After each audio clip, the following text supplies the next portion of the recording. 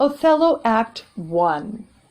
In this first act, we meet Iago, a devilish master of deception, with others and with himself.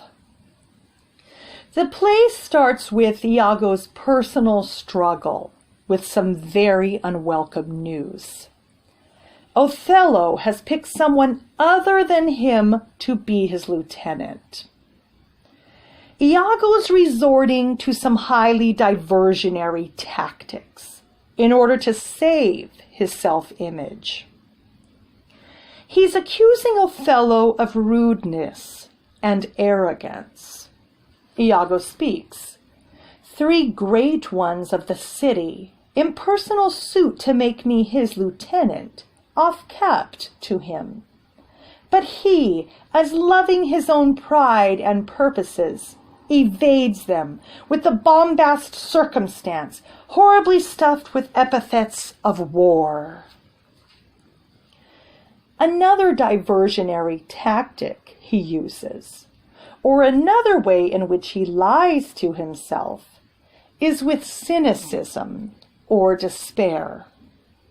Iago speaks, "Why, there's no remedy, 'tis the curse of service. Preferment goes by letter and affection, and not by the old gradation where each second stood heir to the first." Instead of thinking that this may not be the best career path for him, Iago's feeling offended takes up all his attention. And instead of confronting his personal sadness over losing this promotion, which would be arduous, he generalizes and universalizes the sadness. Iago lies to himself because he wants to avoid pain.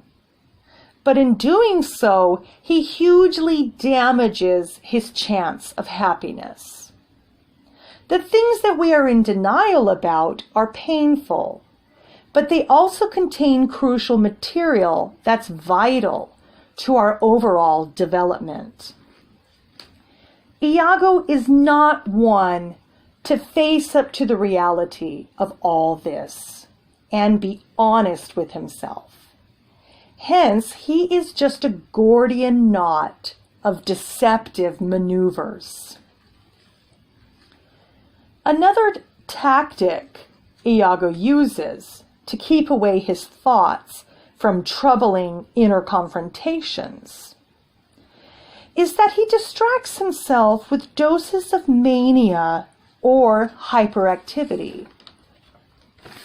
Iago awakens Brabantio in the middle of the night with "Thieves! Thieves! Look to your house, your daughter, and your bags! Your heart is burst! You have lost half your soul!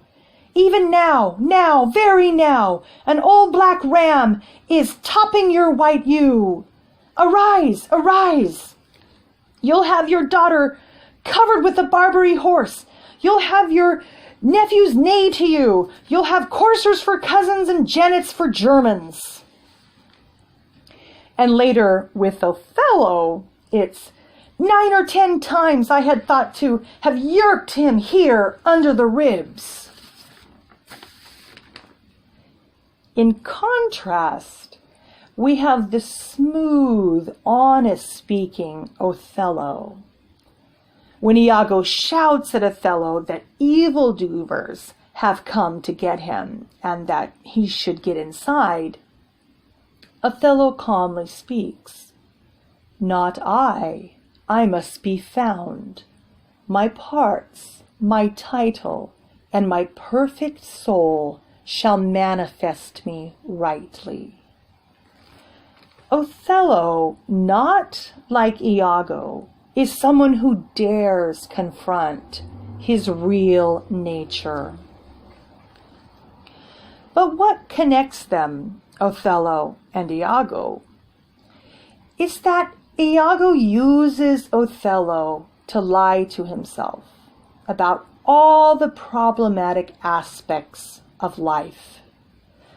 that would take so much effort to alter: his job, his relationship with his wife, his uncontrollable hatred, and his anger.